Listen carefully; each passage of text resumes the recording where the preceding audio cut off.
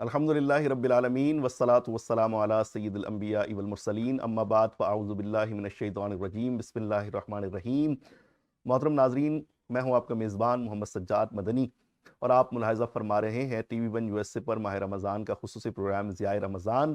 ہمارے ساتھ تشریف فرما ہے ممتاز اور معروف عالم دین حضرت علامہ ڈاکٹر شہباز احمد چشتی صاحب، جو کہ ڈائریکٹر ہیں Zia Al-Karam Islamic centre new York کے، اور آپ چیئرمین ہیں ہیومن ریلیف انٹرنیشنل کے۔ خواتین و حضرات، آج کا ہمارا موضوع ہے اسلام کا تصور امن۔ اسلام کی تاریخ کا اگر آپ مطالعہ کریں تو آپ کو پتہ چلے گا کہ اسلام کے آنے سے قبل سوسائٹی میں قومیت کے نام پہ، لسانیت کے نام پہ، مذہب کے نام پہ افراتفری کا بازار گرم تھا، اور اس دور میں انسانی جان کی کوئی وقت اور اہمیت نہیں ہوا کرتی تھی، اور اسلام نے اپنے آنے کے بعد انسانی جان کو کعبے سے بھی زیادہ محترم قرار دیا، اور یہ علامتی حیثیت ہمیں دنیا کے کسی دوسرے مذہب میں دکھائی نہیں دیتی۔ خواتین و حضرات، اسلام تو اپنے نام سے ہی امن اور سلامتی کا پیغام دیتا ہے، لیکن بدقسمتی سے گزشتہ 2 دہائیوں میں خاص طور پہ ویسٹرن کنٹریز میں اسلام کے ساتھ کچھ ایسے تصورات منسلک کر دیے گئے ہیں، اور ان کا اتنی شدت سے پروپیگنڈا کیا گیا ہے کہ جھوٹ پر سچ کا گماں ہونے لگا ہے۔ ڈاکٹر صاحب کیونکہ ماشاءاللہ سے ویسٹ کو بھی بہت اچھی طرح سمجھتے ہیں اور ایسٹ کو بھی ماشاءاللہ سے آپ بہت اچھی طرح جانتے ہیں، تو یہ کلیش آف سیولائزیشن کو انہوں نے اپنی آنکھوں سے دیکھا ہے۔ گزشتہ ماشاءاللہ تقریباً 2 دہائیوں سے یہ نارتھ امریکہ میں موجود ہیں، اور یہاں خاص طور پہ نیو یارک سٹی میں تہذیبوں کا تصادم ہوتے ہوئے انہوں نے اپنی آنکھوں سے دیکھا۔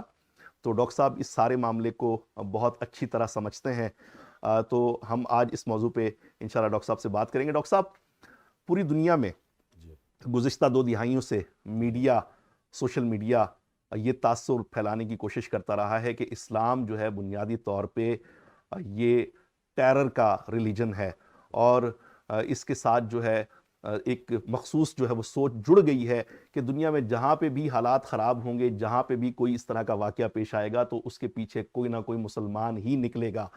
آپ اس سارے منظرنامے پہ کیا کہنا چاہیں گے؟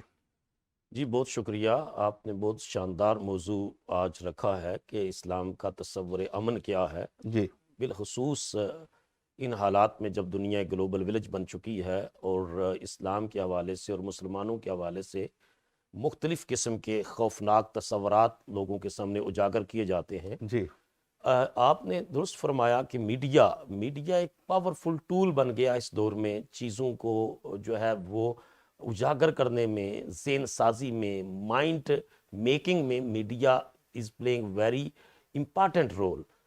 لیکن میڈیا کا جہاں پازیٹیو میڈیا نے چیزیں کی اجاگر، وہاں نیگیٹو بھی ہیں کہ media some time portrayed the things negatively and they try to convert black into white and white into black over the night. جی Similarly it happened with Islam and Muslims کہ مسلمانوں کو جو ہے وہ دہشت گرد قرار دیا گیا، یہ ٹیررسٹ ہیں، اور اسلام کو ریلیجن آف ٹیرر کہا گیا، جبکہ حقیقت حال اس کے بالکل برعکس ہے۔ صحیح۔ آپ ٹیکسٹ کی طرف جائیں، آپ ہسٹری کی طرف جائیں، جو شواہد ہیں وہ پکار کر کہہ رہے ہیں اسلام از the religion of peace، prosperity, security, protection, جو امن، سلامتی، تحفظ کا درس اسلام دیتا ہے وہ کسی اور ریلیجن میں ہمیں نظر نہیں آتا۔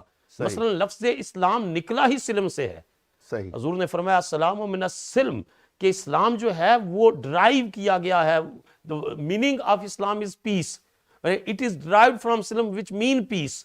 اور ہمارا آپ دیکھیں دنیا کے مختلف کلچرز کے اندر جب 2 افراد آپس میں ملتے ہیں تو ان کے کچھ گریٹنگ ورڈز ہوتے ہیں، جی hello, hi, hey, how are you, but کتنا بیوٹیفلی اسلام کے گریٹنگ ورڈز ہیں، السلام علیکم، peace and blessing of Allah be upon you.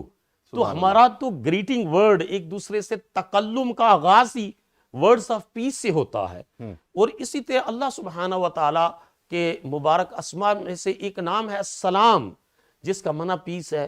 رسول اللہ صلی اللہ علیہ وسلم کی ذات اقدس پیس ہے۔ ہم کوئی کام شروع کرتے ہیں تو بسم اللہ الرحمن الرحیم، Allah's name I begin with, who is most compassionate and most merciful۔ تو آغاز ہی کسی کام کا پیس سے، پراسپیرٹی سے، مرسی سے ہوتا ہے۔ تو اس اعتبار سے کر کے رسول اللہ صلی اللہ علیہ وسلم کی ذات اقدس سے بے شمار امن اور سلامتی کے واقعات جو ہے وہ جڑے ہوئے ہیں، اور پھر اس دنیا کے بعد ایک دوسری دنیا ہیر آفٹر، وہاں جو رہنا ہے ہم نے، تو اس جنت کا ایک نام ہے دار السلام، سبحان اللہ، place of peace, house of peace. اور جنت میں جو لوگ ہوں گے وہ ایک دوسرے سے گفتگو کریں گے تو وہ بھی سلام سلام سلام پیس اور اسی سے آغاز کریں گے. تو اسلام کا پورا کلچر، اسلام کی پوری تصویر، اسلام کی پوری تاریخ، اسلام کا پورا تمدن جو ہے وہ امن کے اوپر کھڑا ہے، سلامتی کے اوپر کھڑا ہے، انسانی شرف کے اوپر کھڑا ہے، انسان کو وقار عطا کرنے کے اوپر کھڑا ہے. مثلا میں آپ کو بتاؤں اللہ تعالیٰ کی، اور آپ گوگل کر کے بھی لوگ دیکھیں کہ وہ کہیں گے جی 86,000 یا اس سے بھی زیادہ مخلوقات، کچھ ملینز میں بتاتے، تو ڈیفرنٹ اس میں پوائنٹ آف ویو ہے. مگر انسان کے بارے میں قرآن مجید کہتا ہے وَلَقَدْ كَرَّمْنَا بَنِي آدم، ہم نے عزت کا تاج آدم کے بیٹے ہیومن بینگز کو عطا کیا ہے، سبحان اللہ، اینجلز کو بھی نہیں عطا کیا ہے، انسانوں. اور یہ شرف انسان کو عزت اور وقار قرآن مجید عطا کرتا ہے، حضور کی سنت عطا کرتی ہے، ارشادات نبویہ عطا کرتے ہیں. تو اس وجہ سے کر کے اسلام جو ہے وہ ریلیجن آف پیس ہے. میں آپ کے سوال کے اس آخری حصے میں عرض کروں کہ حضرت عائشہ صدیقہ رضی اللہ تعالیٰ عنہ جرنل معاملات میں رسول اللہ کی پالیسی یہ بیان کرتی ہیں کہ جب دو آپشن رسول اللہ کو اختیار کرنے ہوتے، ایک طرف ہارڈر آپشن ہوتا اور دوسری طرف ایزیئر آپشن ہوتا، اور حضور کو اختیار دیا جاتا کہ you have to adapt one of them, کہ ان میں سے ایک کو اختیار کرنا ہے، تو رسول اللہ صلی اللہ علیہ وسلم اس میں اسیارہما، جو ایزیئر آپشن ہوتا اس کو حضور اختیار فرماتے. تو اس کا مطلب یہ ہے کہ رسول اللہ صلی اللہ علیہ وسلم کی جرنل پالیسی، حضور کی کا رویہ، حضور کے معاملات میں ہمیں یسر، آسانی، سہولت، خیرخواہی، انسانی ہمدردی اور انسان کی توقیر اور عزت کا معاملہ نظر آتا ہے. کہیں بھی ہمیں انتہا پسندی، وائلنس، تشدد اور تحریب نظر نہیں آتی، ہر جگہ تعمیر ہی نظر آتی ہے. جی بہت شکریہ ڈاکٹر صاحب. لیکن آپ کا بھی یہاں کے مغربی تعلیمی اداروں سے واسطہ پڑتا رہتا ہے.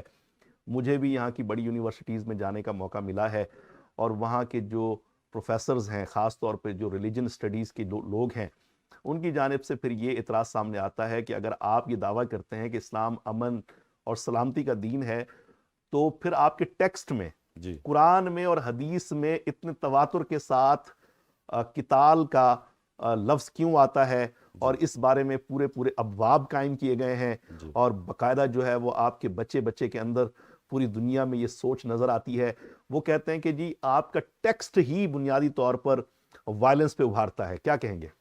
بڑا آپ نے ایسا سوال کیا ہے جو مغربی مائنڈ کی ترجمانی کرتا ہے. ایک مخصوص طبقہ، پوری ویسٹ ایسا نہیں سوچتی. جی اب میں آپ کو ایسا جواب عرض کروں گا جو فیکٹس اور فگر کے مطابق. صحیح. مثلا یہ جو مس انڈرسٹینڈنگ اباؤٹ قرآن ہے، مس انڈرسٹینڈنگ اباؤٹ اسلام ہے، misunderstanding about the life of prophet Muhammad peace be upon him ہے. میں آپ کو عرض کروں کہ قرآن مجید کی جو ٹوٹل ورسز ہیں نا وہ 6666 ہیں. 6666 آیات ہیں قرآن مجید میں. آپ سن کر حیران ہوں گے کہ 40 verses out of 6666 are relating to قتال and جہاد. آپ ایوریج نکالیں تو لیس دین 1% آیات جو ہے وہ جہاد اور قتال کا بیان کرتی ہیں. اور باقی جتنا قرآن ہے، وہ قرآن حکیم ہے، وہ سارے کا سارا توحید، رسالت، اخلاقیات، ایتھکس، مورلز کے اوپر اور لائف ہیئر آفٹر کے اوپر فوکس کرتا ہے.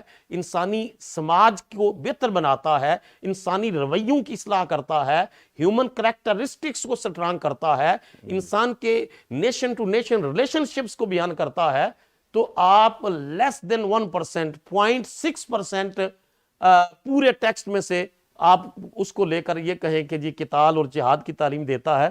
That's not true. That is not according to facts and figures. یہ صرف اور صرف تعصب کی بنیاد پر ایسا کہا جاتا ہے.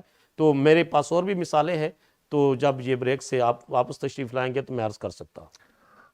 ٹھیک ہے ڈاکٹر صاحب، لیکن ابھی یہ تشنگی باقی ہے کہ اگر 1% بھی ہے، لیس دین 1%، تو کہیں نہ کہیں تو جو ہے وہ یہ سوچ پائی جاتی ہے. جی تو جو آیات ہیں یا جو احادیث ہیں پھر ان کی کیا توجیہ میں ہوگی، اس کیا کی عرض تشریح کرتا ہوگی، ہوں اس پہ ہم بات کریں گے۔ وقت ہوا چاہتا ہے ایک وقفے کا، بریک سے لوٹیں گے تو اسلام کے تصور امن پر گفتگو کو آگے بڑھائیں گے۔ ویلکم بیک خواتین و حضرات۔ بریک سے پہلے اسلام کے تصور امن پہ ڈاکٹر شہباز احمد چشتی صاحب سے ہم گفتگو کر رہے تھے۔ ڈاکٹر صاحب نے کہا کہ اسلام پہ جو وائلنس پھیلانے کا الزام لگایا جاتا ہے وہ انتہائی غلط ہے اور اس کی کوئی حقیقت نہیں ہے۔ ساتھ ہی میں نے یہ سوال بھی کیا تھا کہ جی یہ اعتراض سامنے آتا ہے کہ آپ کے ٹیکسٹ میں، قرآن میں اور حدیث میں اس طرح کی آیات ہیں، اس طرح کی احادیث ہیں، اس طرح کے مضامین ہیں جس میں ترغیب ملتی ہے۔ تو ڈاکٹر صاحب نے کہا کہ جی وہ 1% سے بھی کم ہے، تو میں نے عرض کیا تھا کہ ڈاکٹر صاحب 1% سے کم ہے لیکن وجود تو رکھتی ہیں، تو آپ ان تمام جو ہے وہ آیات کی اور ان تمام احادیث کی کیا تشریح کرتے ہیں، کیا توضیح کرتے ہیں؟ جی بالکل آپ کا سوال بنتا ہے، اور یہ بھی مغربی دنیا کی طرف سے کچھ افراد کی طرف سے یہ اٹھایا جاتا ہے کہ لیس دین 1% یہ جو چیزیں ہیں جی یہ ان حالات میں ہیں، مثلا سورہ بقرہ کی آیت نمبر 191 کو مس کوٹ کیا جاتا ہے کہ جہاں کافر کو پاؤ اس کو قتل کر دو۔ جی ایکچول سچویشن ایسی نہیں ہے۔ ایکچول سچویشن یہ ہے کہ یہ ایک مخصوص حالات میں یہ بات کی جا رہی ہے کہ جب آپ کا معاہدہ کسی قوم کے ساتھ، اب وہ معاہدے کو توڑ دیتے ہیں اور توڑ کے آپ کے خلاف ہوتے ہیں، تو اس صورت میں پھر دنیا کا کوئی قانون اجازت نہیں دیتا۔ میں اگلے دن ایک ویڈیو دیکھ رہا تھا کہ آسٹریلیا میں ایک بندہ، اس کا پورا پورٹ فولیو بہت اچھا ہے، اس کا کریکٹر بہت اچھا ہے، ہائیلی ایجوکیٹڈ ہے، لیکن اگر وہ آسٹریلین لاس اور قوانین کی خلاف ورزی کرے گا اس کو ڈیپورٹ کریں گے۔ وہاں انسانی ہمدردی کہاں چلی جاتی ہے؟ وہ کہتے ہیں جی یہ ہمارا کانسٹیٹیوشن ہے، تو اس وجہ سے کر کے وہ اس کو ریسٹ بھی کریں گے، سزا بھی دیں گے۔ اسلام نے انتہائی ناگزیر حالات میں تلوار اٹھانے کی اجازت دی ہے۔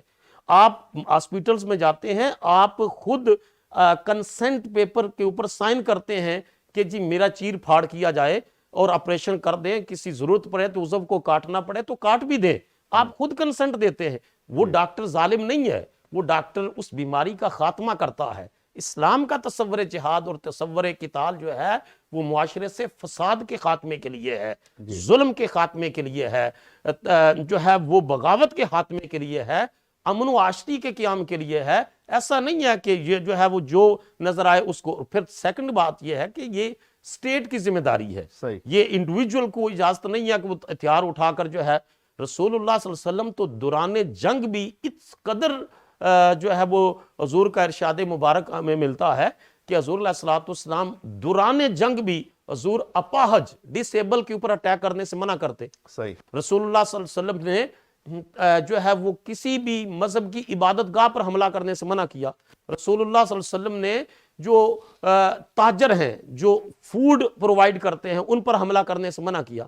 رسول اللہ صلی اللہ علیہ وسلم نے پریس پر حملہ کرنے سے منع کیا۔ جنگ کے دوران رسول اللہ صلی اللہ علیہ وسلم نے عورت پر حملہ کرنے سے منع کیا۔ رسول اللہ صلی اللہ علیہ وسلم نے بچوں پر حملہ کرنے سے منع کیا۔ رسول اللہ صلی اللہ علیہ وسلم نے فروٹ بیرر ٹریز کو کاٹنے سے منع کیا۔ میں 20 مثالیں ملتی ہیں۔ مثلا ایک جنگ میں رسول اللہ صلی اللہ علیہ وسلم فرماتے ہیں اپنی تلوار اٹھا کر کے، کون ہے جو اس کا حق ادا کرے؟ اب ڈیٹیل میں جانے کا وقت نہیں ہے۔ ابو دجانہ رضی اللہ تعالیٰ عنہ کہتے ہیں یا رسول اللہ میں اس تلوار کا حق ادا کرتا ہوں۔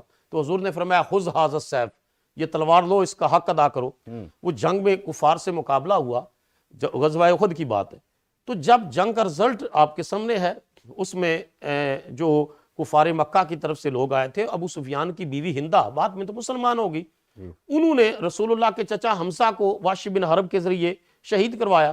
تو جب جنگ ختم ہوئی تو صحابہ نے ابو دجانہ سے پوچھا، یہ جملہ سننے والا ہے پروفیسر صاحب، ہمارے سامعین و ناظرین بھی محظوظ ہوں گے اور آپ کے سوال کا جواب بھی۔ صحابہ نے سوالات اور اعتراضات کی بچھاڑ کر دی ابو دجانہ پر کہ کئی مرتبہ ہم نے دیکھا کہ آپ کی تلوار کی زد کے نیچے ہندہ زوجہ سفیان آئی، آپ آسانی سے اس کو قتل کر سکتے تھے، آپ نے اس کو کیوں نہیں قتل کیا؟ تو ان کا جو جواب تھا وہ رسول اللہ کی اور اسلام کی وار پالیسی کو جو ہے انٹرپریٹ کرتا ہے۔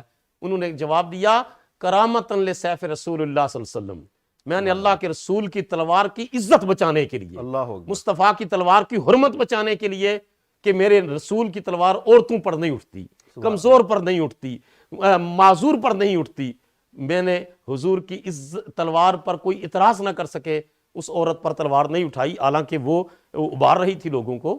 تو اس وجہ سے کر کے یہ جو قتال اور جہاد کی آیات ہیں اور احکامات ہیں یہ بنیادی طور پر فساد کے خاتمے اور ظلم کے خاتمے اور معاشرے میں بگڑے ہوئے افراد کی اصلاح کے لیے ہیں. اس میں کہیں بھی ڈسٹرکشن ہمیں نظر نہیں آتی.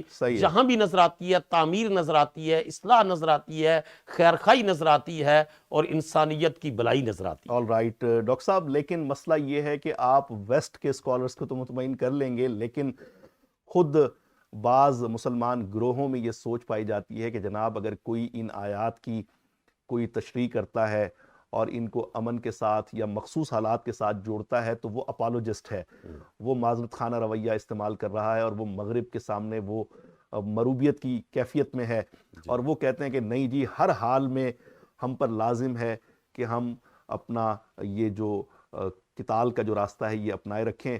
بلکہ اب تو بعض مغربی ممالک میں اس طرح کے مناظر دیکھنے کو ملتے ہیں, سوشل میڈیا بھرا پڑا ہے کہ امیگرنٹس وہاں پہنچے, وہاں پہ انہوں نے وہاں کی پالیسیز کے تحت وہاں پہ شہریت حاصل کی, اور اب اقلیت میں ہونے کے باوجود وہ مظاہرے کرتے ہیں کہ جی ہمیں اس ملک پہ شریعت نافذ کرنی ہے, خواہ اس کے لیے ہمیں کوئی بھی راستہ اپنانا پڑے. اور وہ آپ جیسے علماء جو کہ اسلام کی ان آیات کو اور ان احادیث کو مخصوص حالات کے ساتھ جوڑتے ہیں, وہ ان کو الٹا جو ہے تنقید کا نشانہ بناتے ہیں. ان گروہوں کے بارے میں کیا کہیں گے؟ جی میں سب سے پہلے تو یہ عرض کروں کہ یہ بات درست نہیں ہے کہ جو ہے وہ یہ مخصوص جو ہے وہ ایک گروہ اٹھ کر یہ کہے کہ جی اس ملک میں شریعت نافذ کرو. آپ نے حلف اٹھایا آپ میں اس کا ویزا لینے سے پہلے, اس کی سٹیزن شپ لینے سے پہلے کہ میں اس ملک کے قوانین کا احترام کروں گا.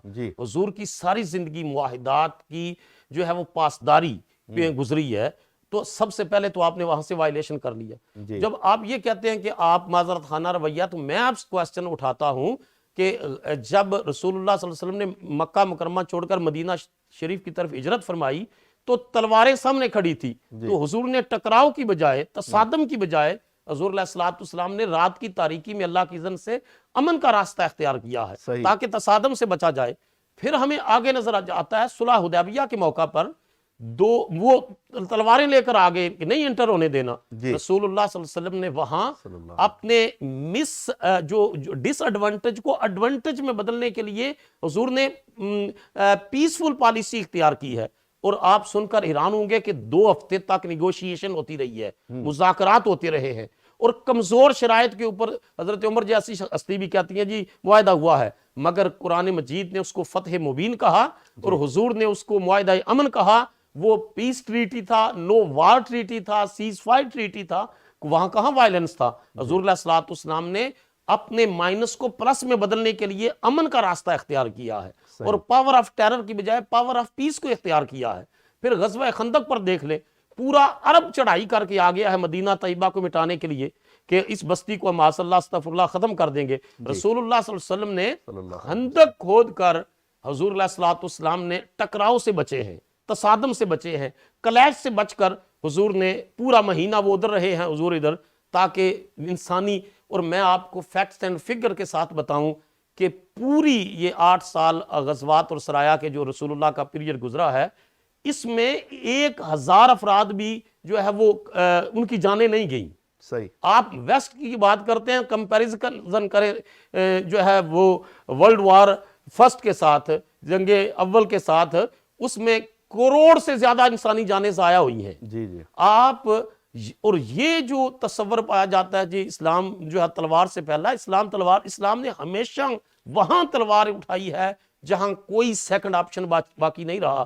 اب میں مغربی دنیا سے سوال کرتا ہوں کہ آپ کا دشمن آپ کے سامنے ہتھیار پکڑ کر کھڑا ہو تو آپ اس کے سامنے کیا کریں گے؟ پھر آپ اس کا مقابلہ کریں گے. پھر تو اسلام نے آخری راستہ, لاسٹ آپشن اختیار کیا ہے جو قتال کا, جہاد کا, جہاں بھی پاور آف پیس کو استعمال کیا جا سکتا ہے, علم کو استعمال کیا جا سکتا ہے, دلیل کو استعمال کیا جا سکتا ہے, رسول اللہ صلی اللہ علیہ وسلم نے اس راستے کو اختیار کیا ہے. بلکہ حضرت عائشہ کہتی ہے کہ مجھے رسول اللہ نے فرمایا, عائشہ ان اللہ رفیق ویحب الرفق ویؤتی علی الرفق ما لا یؤتی علی العنف.